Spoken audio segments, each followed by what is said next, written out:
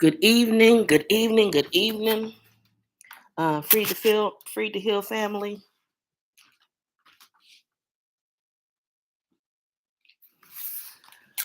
Tonight, you're used to seeing me in a different location, but tonight, I just got to talk to you about some things that's been on my mind. Um, there are a lot of things that don't seem connected, but they are. And so, political issues and other things, but I just want to say this. You wouldn't think that abortion, mass incarceration, the 2008 mortgage crisis, voting rights legislation, and all of those things are connected. But here's how they're connected. Um, the politicians used abortion, conservatives used abortion as a means to gain a constituency. They were able to gain white evangelical Christians around and to enlist them in their fight against abortion, but it really was about power. It had nothing at all to do with whether they care about the birth of children or how children are going to function. This is about unadulterated power. And so, right now, what we have is the leaked decision by the Supreme Court is written in such a way that if it was not specifically spelled out in the Constitution, we're not guaranteed that as a right. So, that could mean anything.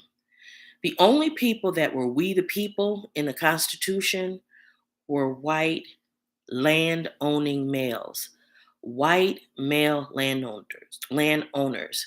That didn't include women of any race. It certainly didn't include black men, and it didn't include minority men or women at all. So, if you can begin to roll back rights based on the fact that it wasn't specifically spelled out in the Constitution, that opens the door to taking everybody's rights. When they said that nobody had to worry about them coming after Roe v. Wade, we were being hysterical. People were being hysterical. Well, guess what? They're coming for Roe v. Wade. But that's not the big issue. The issue is the destruction of the middle class. The issue is conservative and liberal are terms that have been used all over the world to create autocracies and to put people into governments that look like democracies, but in reality, they're really not. Russia would be a place you can think of where they have elections, but those elections don't actually matter because the outcome is already determined. In our country, we have election deniers who say that the 2020 election was stolen from the Republicans, in particular Donald Trump. Well, they have since put laws on the books in swing states to ensure that if the legislature doesn't like the outcome of the election, they have the ability to simply send it back to the state legislatures and have them to overturn and select the winner of elections. That is the most undemocratic thing I've ever heard of, but it's been a plan. So if you think and understand that they're trying to put us in a position where only white male landowners have power, they're well on their way. Why? Let me give you an example of why they don't want student loan debt forgiven. When you buy a home, there's something called a back end ratio, meaning that by the time you get this loan, once you make your payment, the amount of debt that you have and the bills that you have to pay, they don't want it to be more than roughly 35% of your income, including your mortgage, because they know that if you're paying more than that, the likelihood you're a higher risk for failing on your loan. So what do? They say, well, this is one way to keep the marginalized folks that were able to go to school. They had to take out a lot of debt. They weren't wealthy. Their parents didn't have trust funds for them. They weren't legacies at Harvard and Yale. And they had to take out debt in order to pay for college, which is what they say we should do. Go to school, get a good education, go to college, come out, get a good job, buy a home, have 2.5 kids. Well, now they are saying, maybe not.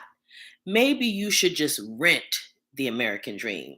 They did a story on 60 Minutes with a corporate landowner, and most of the corporations are buying up the single family homes, starter homes that um, the starter families used to buy in the suburbs, and all of the places in the country where couples that are out of college, now they want to start a family, they want to buy a home, they're buying those homes faster than citizens can buy the homes.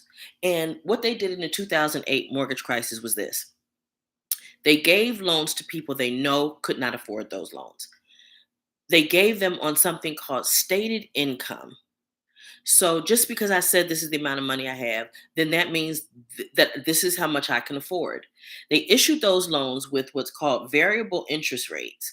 So that means that your interest rate can go up, it can go down, but if it goes up, your payment goes up. If it goes down, your payment goes down.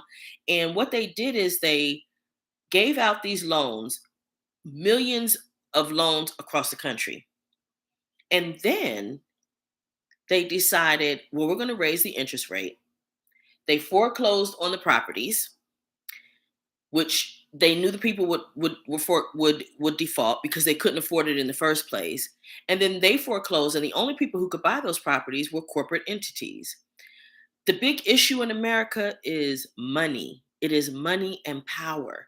And it is not about the issues. It's not about abortion. They don't care about babies. They don't care even about guns, if you can believe that. They don't care. Those are issues, hot button issues that keep those in power, and that is conservative and liberal. It is not relegated to one party or the next. Um, the power structure, part of what is built in is also the notion that others are the problem. This is the system that, unfortunately, white males have been telling other poor white people and women are their issue. If it weren't for the others, for the minorities, if it weren't for the uh, undocumented immigrants, you wouldn't have the problem, or you wouldn't be struggling the way that you're struggling. The reality is that those people have never amassed enough power to affect the lives of white male landowners, or wealthy whites, or even poor whites.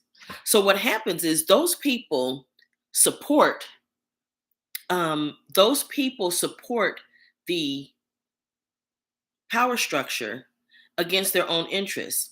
The issue of abortion, the states, if they're going to send the issue of abortion back to the states, guess who's going to suffer? The women that vote for the Republicans, the GOP in those states in the middle of America. The liberals that they think they're going to own by overturning Roe v. Wade, that they're going to keep them out of power from doing that. The women, the poor people in their states will still be able to have access to legal, safe abortion. It's going to be the 8 or 9 year old little girl in red state America that is molested by her cousin, that is being forced to have and rear a child as the result of rape and incest. It's not going to be the libs that you're owning. It's going to be your own people, your own women. And I've heard it said, oh, well, I don't want to pay for your abortion. Listen, you haven't been paying for people's abortions anyway. It's been against the federal law, and those states that those people who say that live in, their states typically don't agree to pay for it anyway. So there's no scenario where you're going to be paying for somebody else's abortion. It's just not the case. But it's not even about what you think it's about. It's about you continuing to keep those people in power. So if I can keep you from and reduce the number of people who own property, the the real estate agents will tell you that they get so many corporate offers They can't even get offers. They don't even have to advertise the way that they used to. So now they have the opportunity to just buy up all of this land, and guess what? Those properties will never go back in the possession or control of the average citizen in this country, because they're also raising the cost of rents, which affects homelessness. And now they're claiming, oh, homelessness is such a big problem in democratic cities and such. Of course it is. I can tell you, in Los Angeles, we have units that were so expensive that sat vacant because people can't afford them, but we have a huge homeless problem. So the issues don't necessarily seem to coincide. But if I can make abortion illegal, and I can criminalize women for having abortions, I can criminalize doctors for giving abortions, I can criminalize anybody that helps a person to get an abortion. If I can do that, now I have people in prisons that I can now use for cheap labor. Because remember, the 13th Amendment said you can only be enslaved as crime for punishment. So now it's not just poor people that are being put in prison. Now I have access to free labor from doctors, maybe lawyers, uh, people who fly planes. There's no end to the caliber of people. But if I can control that as cheap labor, then mass incarceration, abortion, they are connected. I can keep people the wealth.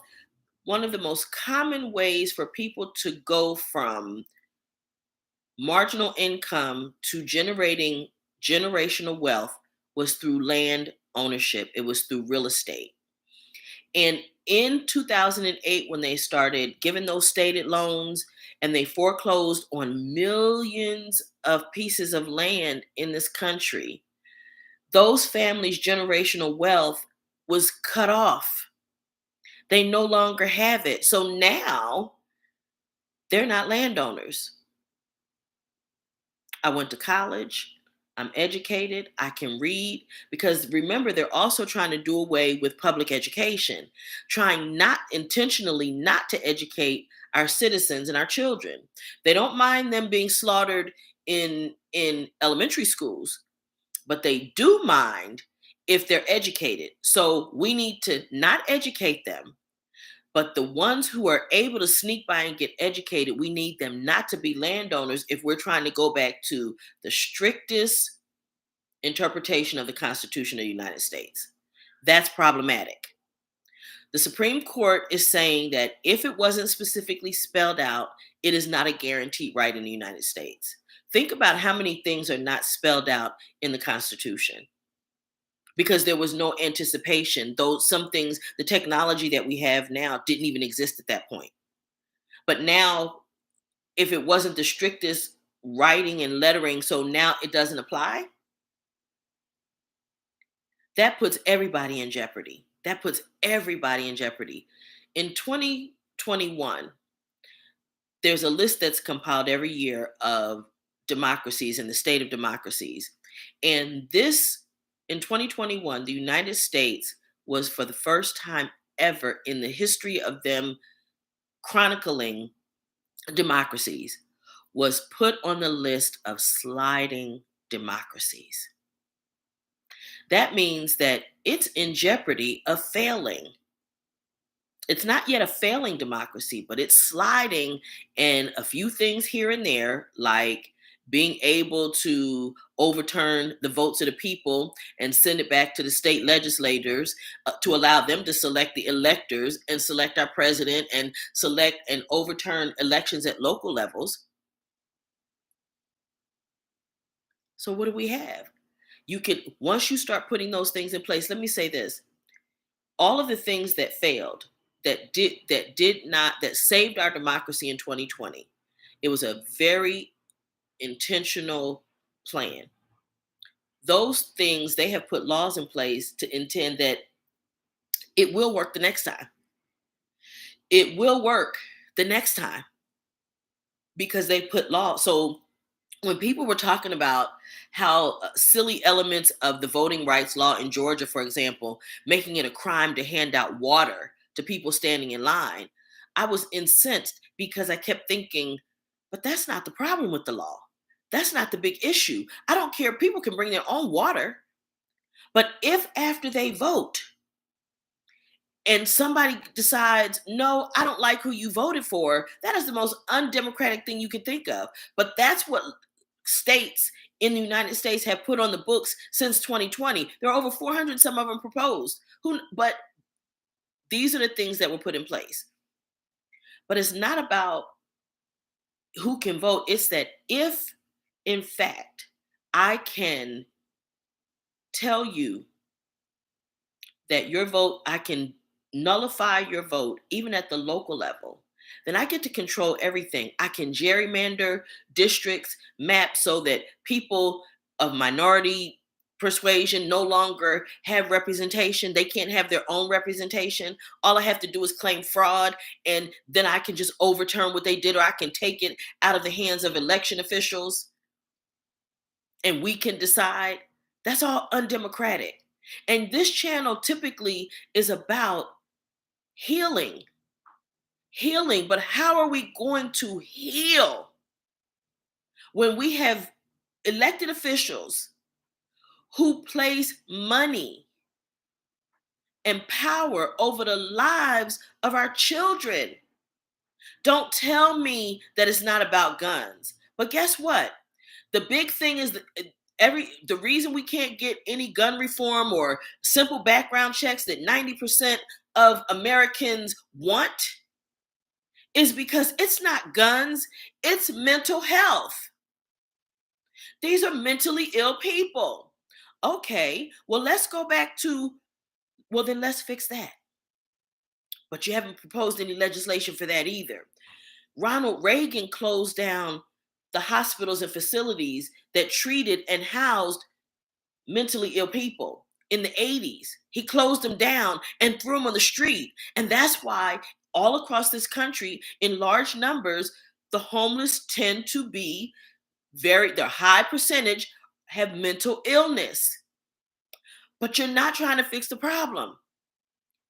Because if you were, then why aren't you working on mental health issues? Now, when the Democrats say, oh, well, then let's defund the police, which was a stupid term.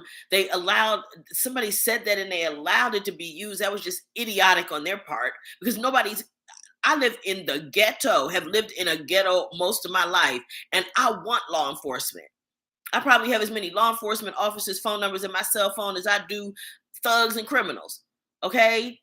Because I work with that population. But what I do know is that I want to be safe in my community as well. We need law enforcement. But in most places, for example, in Uvalde, Texas, where the mass shooting was, 40% of all of their tax dollars goes to the police department. 40%. Well, if you're not going to give them laws that allow them to prosecute people and keep people safe from gun violence, then you need to take some of that money and put it into mental health. But then you said, oh, that's anti-police. But yet you stormed the Capitol and the police were beaten and killed. So it's not about the issues. And they have Americans hung up, and I'm talking conservatives and liberals, have people hung up on terminology. But I'm not listening, and I sound like a liberal, right? I know that's what I sound like. But understand this: neither side is doing the right thing here. Everybody has to understand our babies are dying. Remember this: as long as it was inner city gang members dying from gun violence, nobody cared. As long as it's those people in that black church for prayer, it doesn't mean anything. The kids in Columbine, that's 1999. Nothing. But when when liberals ask for money for mental health, guess what's wrong with them? The people who can really help won't ever get the money. The large corporate donors get a hold of that money too. We have a huge problem. But with my tax dollars, I would rather my tax dollars go to a poor woman in the hollows of West Virginia or the hood here to pay for an abortion so that they don't have to have a baby that they can't afford that has to go into a home because they swear there's all these places and group homes and stuff. Black children at the age of 3 in 1996, Black boys were already considered too old to be adopted. What does that mean? That means that Black people, little Black boys could not be adopted. They were too old and had to stay in the system and in group homes. Now we got a formula shortage. Who's going to feed all these babies? Now you forcing them to be nursemaids again? Don't sound like slavery to me. And now they mad with me about that, right? Critical race theory. Listen, critical race theory is taught in colleges, it's not even taught in schools. But people are allowed to use the issues that they want for political gain and power. It is not about the people. It is not about what you think it's about. And I don't think either conservative or liberals are totally truthful and honest. I don't trust any of them at some level. There are some people who go into politics really with a desire to help. I have been prodded to run for office, and I'd probably win in my local area. But I don't want to go into that system because it becomes a vicious cycle of campaigns. And when the Democrats propose to get dark money out of elections and create a part of the John Lewis Voting Rights Act and all of those things and the legislation that they wanted to pass early in 2020, those things would have taken the dark money out. That's what they don't want. And it may not just be the conservatives. The liberals don't, at some level, don't want it either. You always hear the media saying, well, it may not just be Sinema and Manchin. Sinema, because they're taking the heat. It may not just be Republicans. Yes, there are a lot of Democrats that their issue is their corporate donors get the money, and the problem persists on the ground. We have a guy running for mayor in LA who is a billionaire, who has been in this city for decades, who is saying that he is going to take care of homelessness when he's elected. You've had $1 billion and you haven't built a single shelter yet? How many homeless shelters have you funded? I'm not talking about going down to the Mission in Skid Row and handing out food that somebody else donated. If you got billions, why haven't you done that already? I'm not talking about listening to what you're talking about. I'm watching what you do. People say, well, yeah, like I say, I probably sound like a bleeding heart liberal, but this is the thing. What we have now is not sustainable. What we have now is not sustainable. It's not a democracy. It's not even a democratic republic. Because the people that think they super smart, oh, we're not in a democracy anyway. Yeah, whatever you want to call it. It's not working. Anytime 90% of people want background checks, but we can't get it passed through our legislators that we voted for and sent, and they're using our tax dollars. More than something like 70% of people didn't want Roe v. Wade overturned. That's the majority of people in the country. But our legislators don't care. Our legislators do what they want because their corporate donors want what they want. The corporate donors don't want them to stop corporate swallowing up of property. Because again, it's about control. And if they're going to take us back to only landowners have rights, and it's not that far-fetched, don't say I'm being hyperbolic and whatever. I'm looking at what they're doing. I'm looking at the legislation that's being passed. I'm looking at how they're looking for ways to start more mass incarceration. Okay, they had to clean out in California in particular. They had to let out a lot of overcrowding, so they let a lot of people out. Well, guess what? If they start criminalizing abortions and things like that, which thankfully California probably won't, But all across the country, they've let people out. Now these are ways to fill it back up. Some of it is going to be the task force to criminalize the people who got probably $5 more of COVID relief money instead of the corporations who took billions of dollars that was designated for small businesses.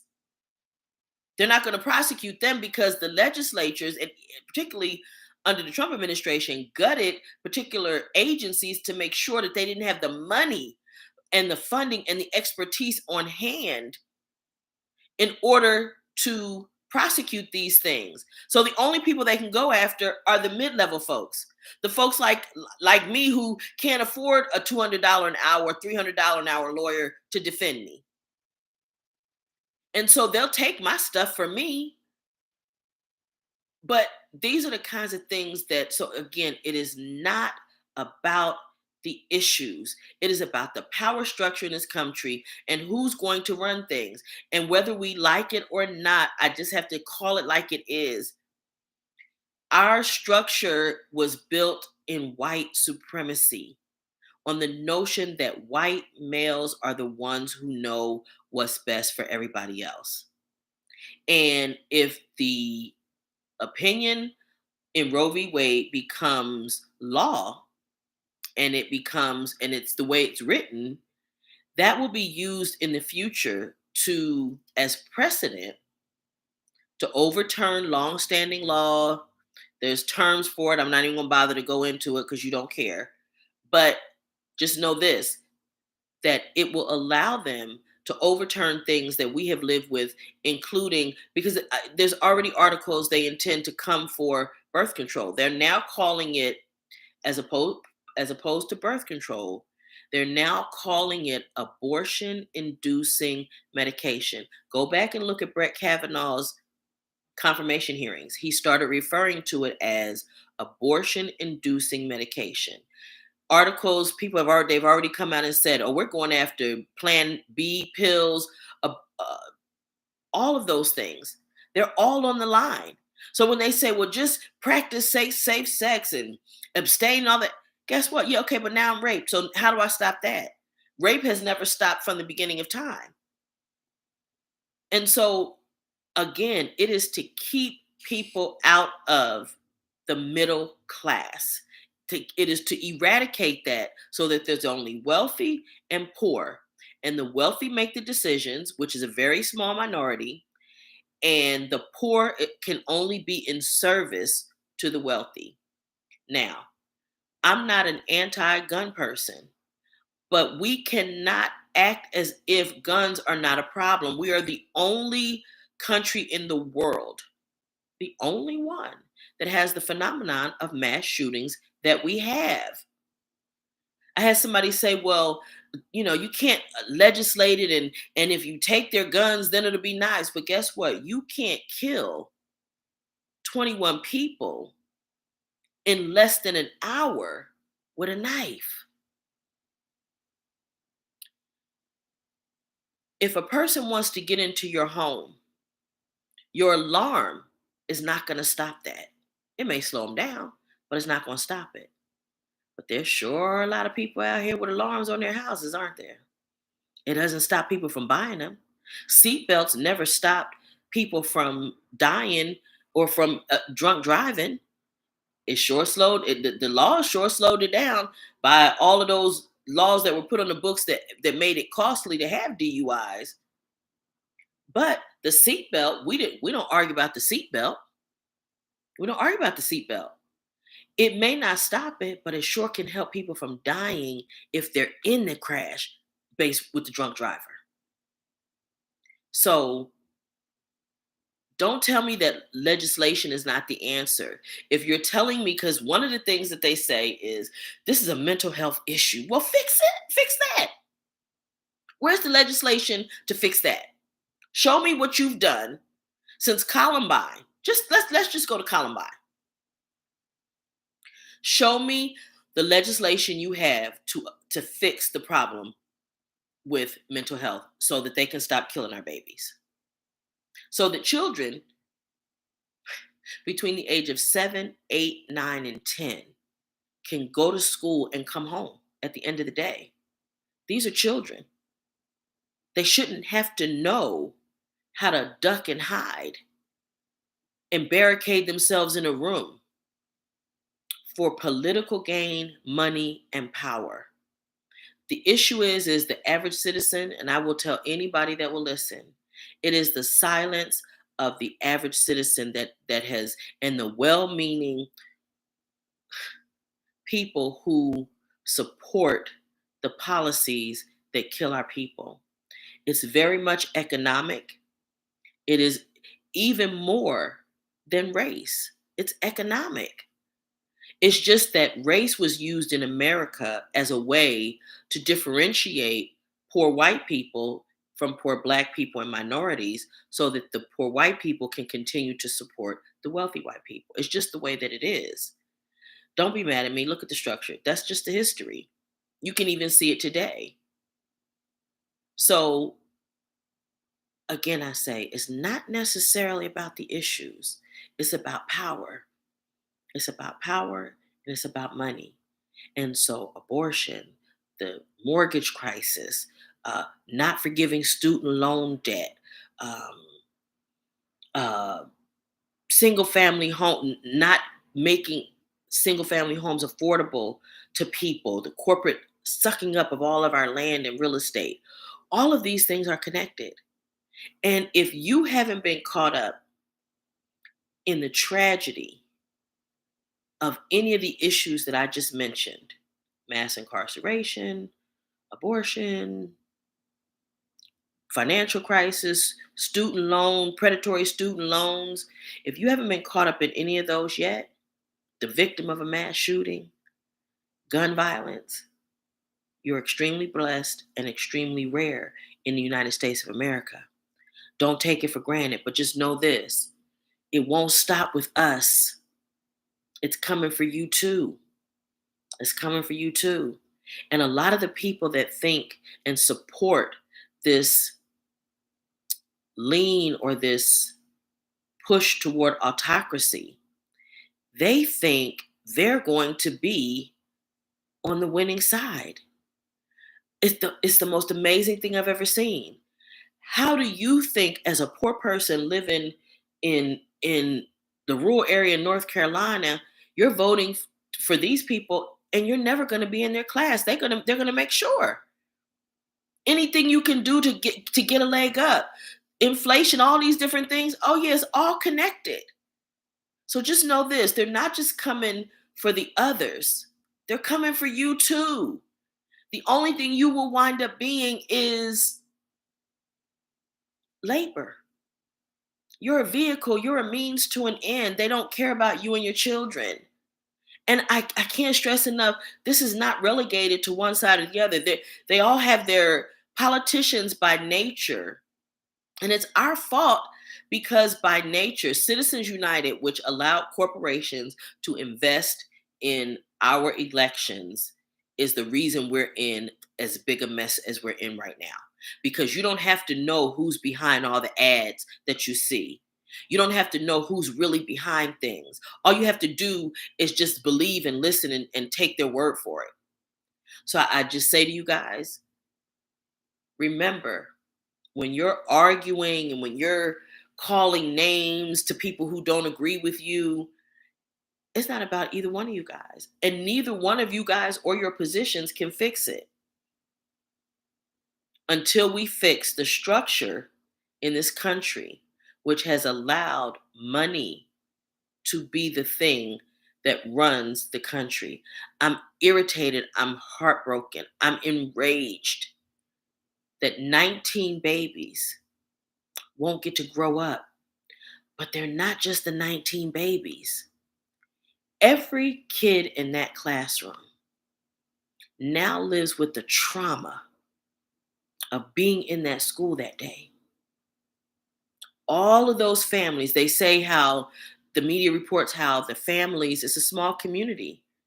Everybody in the town knows somebody who was affected and directly affected by the mass shooting in that town. But guess what? Those are not the only lives because they have cousins and aunties and uncles and people they went to school with all across the country. They're all affected. When you affect an entire community,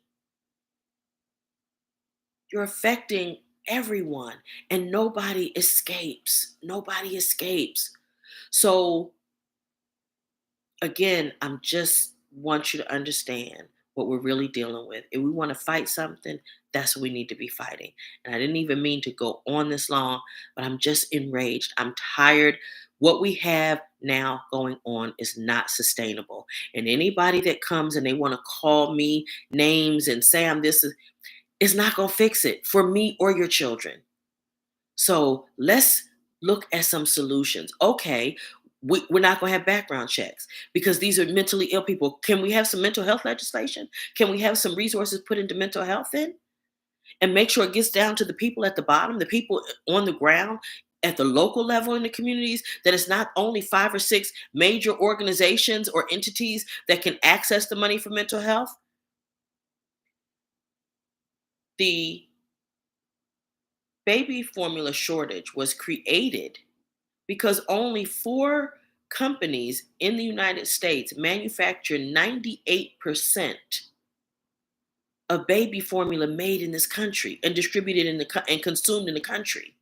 So when the largest one that has about 42% of the market stopped producing, duh, shortage, those corporations had their, I don't know whether they're conservative or liberal, they could be both, the candidates that they put in place help to make sure that they're the only ones that can compete. There's no pull yourself up by your bootstraps in America. It's nonsense. They make sure that you can't. They're making sure that we can't, and we have got to realize what's going on and stop looking at these cultural issues and arguing with each other. The reality is that we're all suffering. And again, this channel is devoted to healing, but I'm outraged. I'm outraged today. This is not a joke. 19 children will not grow up. It's not right. And I want us to stop looking at things in such a narrow way. A lot of people don't have time to care about politics. Oh, I don't talk politics or religion, but you're living the results of both. Because the evangelical Christian decided that whether or not a woman has an abortion is more important than whether or not legislation actually takes happens in this country and whether the government is responsive to the needs of its people. And they have turned a blind eye to, let's face it, they made a god out of a 3 times married, self admitted sexual predator as their hero because he illegally, Mitch McConnell helped him illegally steal the right, just violate the Constitution, and with the ability to put in Supreme Court justices so that they could literally overturn the right to have an abortion. Now, whether or not a woman in New York has an abortion does not affect the day to day life of a single white evangelical Christian in the Midwest because they're not paying for it. They're also not paying to take care of their children because we can't have free childcare. And I'm not saying that necessarily free childcare is the answer, but when it's proposed, low cost childcare, making it affordable, nothing has ever been done about the cost of pharmaceuticals, the cost of medication in this country. That's one of the things that's fastest things that causes people to file bankruptcy and wipes out generational wealth, wipes out people in the middle class. All of these things are connected, and we have got to start looking at it holistically and stop getting stuck in the name calling and the crisis of the moment. But we can't become numb to the fact that these are people's children and these are lives and families that will never be the same. They will never be the same. So it's time for us to pay attention. It's time for us to pay attention. And I hope that you continue to come back. Please put your comments in. Talk to me. Talk back to me. Let me know what you're thinking. And again, Free to Heal, you can check us out on Twitter, Instagram, Facebook. Check us out.